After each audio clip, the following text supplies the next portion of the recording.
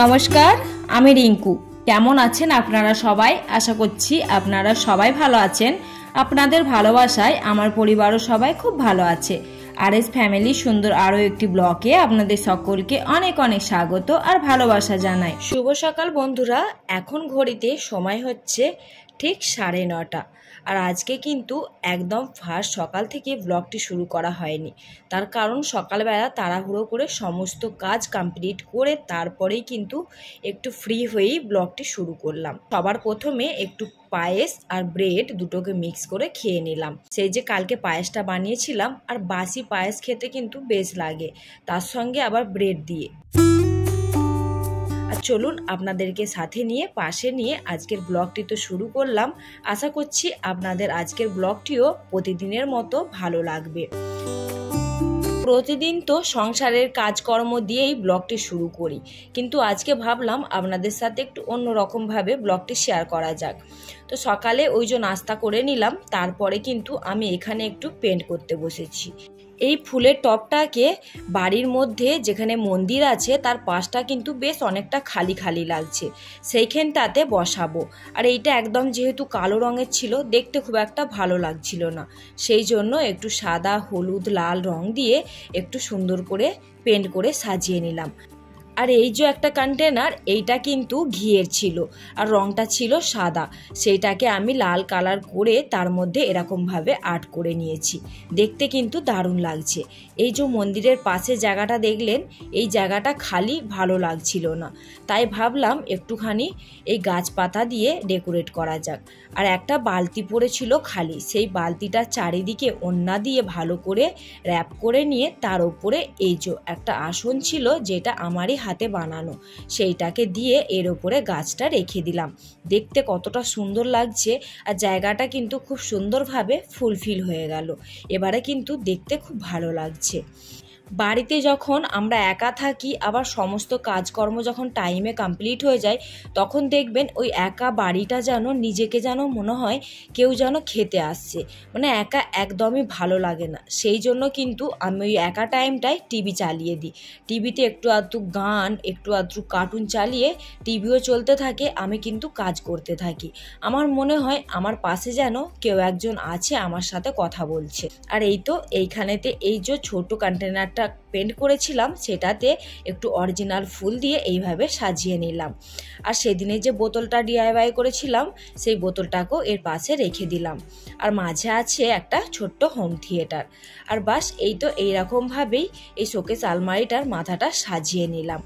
আর এই তো এবারে ফ্রিজের মাথাটা একটু হালকা হাতে সাফ করে নিয়ে সুন্দর করে গুছিয়ে বাগিয়ে নিলাম। এখন কিন্তু ঘড়িতে সময় হচ্ছে ঠিক 11:30। আর বাচ্চাদের স্কুল থেকে আসতে এখনও 1 ঘন্টা দেরি। সেই সময়টা এই ডিটক্স ওয়াটারটা বানিয়ে নেব। ডিটক্স ওয়াটারটা কিন্তু খুবই এই গরমের দিনের পক্ষে উপকার। যেমন আমাদের বডিতে এনার্জি লেভেলটা বাড়ায়, তেমন কিন্তু আমাদের গরমের দিনে ত্বকটাকে উজ্জ্বল থেকে সুন্দর করতে সাহায্য করে। এই ডিটক্স ওয়াটারটা যখনই কাজের ফাঁকে একটু আধটু মনে হবে যে নিজের এনার্জি লেভেলটা ডাউন লাগছে বা শরীরটা ঠিক লাগছে না, আবার এইটা কিন্তু ডাইজেস্ট করতেও খুব উপকার দেয়। যখনই আমার শরীরের মধ্যে কিছু প্রবলেম বুঝতে পারি, তখনই কিন্তু 1 গ্লাস ভরে এই ডিটক্স ওয়াটারটা খেয়ে নিই। আমি কিন্তু এর আগেও অনেকবার বানিয়েছি, আপনাদের সাথে সেরকমভাবে শেয়ার করা হয়নি, তো ভাবলাম আজকে আপনাদের সাথে একটু শেয়ার করি যে কিভাবে এটা বানাই। তো দেখুন, সবার প্রথমে আমি একটু শসা, আদা, লেবু সুন্দর করে গোল গোল স্লাইডে কেটে নিলাম। তারপরে নিয়ে নিয়েছি একটু একদম গাছের তাজা পুদিনার পাতা, আর এই যে একটু নিয়েছি মধু। আর এইগুলোকে আমি এই যে ছোট কন্টেনারগুলো নিলাম, এইগুলো কিন্তু গ্লাসের হলে খুবই ভালো হয়, মানে কাঁচের হলে খুবই ভালো হয়। আমার কাছে যেহেতু কাঁচের ছিল না, সেহেতু এই প্লাস্টিকের মধ্যেই ভরে দিলাম। আর এই জারগুলো কিন্তু নতুনই কেনা ছিল, সেরকমভাবে ইউজ হতো না। আর আমি কিন্তু ডিটক্স ওয়াটারেতেই বেশিরভাগ ইউজ করি। আর এই তো একে একে করে যেগুলো কেটে রেখেছিলাম, যেমন লেবু, আদা, শসা, এগুলোকে এই জলের মধ্যে দিয়ে দিলাম। এর ওপর থেকে দিয়ে দিলাম পুদিনার পাতাগুলো। তারপরে আমি যেটা দেব সেটা হচ্ছে এই মধুটা কিন্তু অপশনাল, আপনারা দিতেও পারেন আবার নাও পারেন। যেহেতু আমি দিই সেই জন্য কিন্তু আমি আমার এতে ইউজ করলাম। আর একটু চামচের দ্বারা ভালো করে নাড়াচাড়া করে নেব।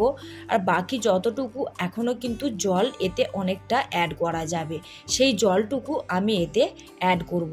এবারে কিন্তু আমি এতে ঠান্ডা জল অ্যাড করব। এতক্ষণে কিন্তু আমি নর্মাল ওয়াটার দিয়ে করছিলাম, এবারে ঠান্ডা দিয়ে দিলাম। দিয়ে বোতলের মুখগুলো ভালো করে এঁটে নিলাম আর একটু নাড়াচাড়া করে দিলাম। দেখতে যতটা সুন্দর লাগে এর কিন্তু কার্যকারিতাও খুবই সুন্দর, মানে খুবই উপকারিতা একটা জিনিস। আপনারা যদি ইউজ করেন তাহলে বুঝতে পারবেন। আমি এই গরমের হাত থেকে বাঁচতে যে যে টিপসগুলো ফলো করি সেইগুলোই কিন্তু আপনাদের সাথে এই ছোট্ট ভিডিওর মাধ্যমে শেয়ার করছি। প্রথমে আমি ওই ডিটক্স ওয়াটারটা কিভাবে বানাই সেটা শেয়ার করলাম। এরপরে আমি একটা পাত্রতে নর্মাল জল নিয়ে নিলাম 1 গ্লাস ভরে। তারপরে ওতে আমি দিয়ে দিয়েছি 5 চামচ থেকে 6 চামচ মতো গুঁড়ো যে চিনিটা হয় সেই চিনিটা। তারপরে পরিমাণ মতো নুন দিয়ে আর দিয়ে দিলাম একটু বেশি পরিমাণে লেবু। এখনকার দিনে লেবুগুলো জানি না, দাম তো এত আগুন ছোঁয়া, কিন্তু ওর ভিতরে রস বলতে নেই। তো সেই জন্য অনেকটা পরিমাণেই লেবু নিচুড়ে দিয়ে দিলাম। দিয়ে ভালো করে সুন্দর করে এটাকে ফেটিয়ে নেব। যেহেতু আমি চিনি গুঁড়োটা অ্যাড করেছি সেহেতু কিন্তু বেশি সময় লাগেনি ফেটাতে, খুব তাড়াতাড়ির মধ্যেই কিন্তু ফেটানো হয়ে গেছে। আর এরপরে আমি এটাকে ছেঁকে নিলাম একটা গ্লাসে।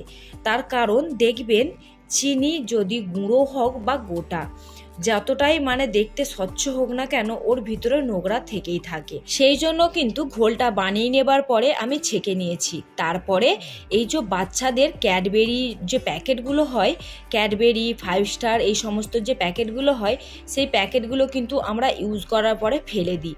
ওই প্যাকেটগুলোর মধ্যেই কিন্তু আমি যে ঘোলটা বানালাম সেইগুলোকে দিয়ে এইভাবে ডিপ ফ্রিজে রেখে দিলাম। এইগুলো বরফে পরিণত হবে। পরে যে কোনো সময়তে যে কেউ আসুক বা বাচ্চারা স্কুল থেকে আসুক, একটা করে পিস বের করে জলের মধ্যে গুলে নিলেই কিন্তু একটা খুব সুন্দর শরবত বেনে রেডি হয়ে যাবে। তারপরে দেখুন যে শরবত বানিয়েছিলাম লেবু দিয়ে, সেই লেবুগুলো কিন্তু খোসা হলেও আমি ফেললাম না। খোসাগুলো একটা কাপের মধ্যে জল ভরে এইভাবে ফ্রিজে রেখে দেব। তাহলে কি হয় বলুন তো, ফ্রিজ খোলার পরেই যে একটা বাজে স্মেল আসে সেইটা কিন্তু আসে না। এই লেবুটা কিন্তু সেইটা মুক্ত করে দেয়। তারপরে আমি এই প্রচণ্ড গরমের হাত থেকে বাঁচতে যেই কাজটি করে থাকি সেইটা হচ্ছে এই যে সমস্ত রকম পেঁয়াজ, আদা, রসুন, কাঁচা লঙ্কা, টমেটো এইগুলোকে একটুখানি সময় দেখে কেটে নিই। তার কারণ এই যে এত গরম, দিনের বেলার দিকে দেখবেন কাজ করতে ইচ্ছাই করে না। সেই জন্য সকালবেলা ঠান্ডার সময়তে এই সমস্ত কাজগুলো যদি আমরা গুছিয়ে রাখি, এক তো আমাদের গরমেতে কিচেনে বেশিক্ষণ দাঁড়িয়ে কাজ করতে ইচ্ছা করে না, তারপরে আবার সকালবেলার সময়টা কিন্তু বেশ তাড়াহুড়ো সময় থাকে। সেই জন্য কিন্তু এই রকমভাবে আমি বেশ অনেকটা পরিমাণে মিক্সিতে পেস্ট বানিয়ে রেখে দিই। তাহলে কি হয় বলুন তো, আমাদের 1 সপ্তাহ কিন্তু চিন্তাটা মুক্ত হয়ে যায়। আর এই তো এইভাবে একটা ঢাকা দেওয়া কন্টেনারেতে আমি কিন্তু স্টোর করে ফ্রিজেতে রেখে দেব 1 সপ্তাহের জন্য, একদম কিন্তু চিন্তা ফ্রি। আর আমি কিন্তু পেস্টটা একদম মিহি করে পেস্ট বানাই না, ওরই মধ্যে একটু দেখুন দানা দানা ভাব দেখা যাচ্ছে। এইভাবে পেস্ট বানালে কিন্তু সবজিতে টেস্ট দ্বিগুণ করে, সেই জন্য আমি এইভাবেই পেস্ট বানিয়ে থাকি। চলুন এটাকেও আমি স্টোর করে ফ্রিজে রেখে দিই। তাহলে দেখলেন আমি কীরকমভাবে এই গরমের হাত থেকে বাঁচার জন্য একটা একটা টিপসকে ফলো করি। সেই জন্যই কিন্তু আমি চটজলদি সময়ের মধ্যে কাজগুলোকেও খুব সুন্দরভাবে গুছিয়ে করে নিতে পারি, আর গরমের হাত থেকেও অনেকটা বাঁচতে পারি।